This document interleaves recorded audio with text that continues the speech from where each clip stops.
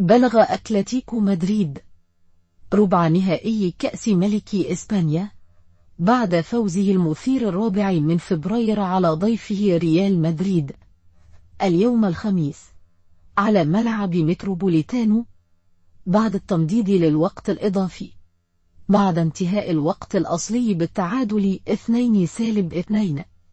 ويأتي دعم أوناحي بعدما نسبت له تصريحات إعلامية قال فيها إن المنتخب المصري يتعمد إهدار الوقت خلال المباريات بعد التقدم في النتيجة خلال المباريات، حيث لا يقدم مباريات رائعة، لكنه يعرف كيف يدير المواجهات التي يخوضها.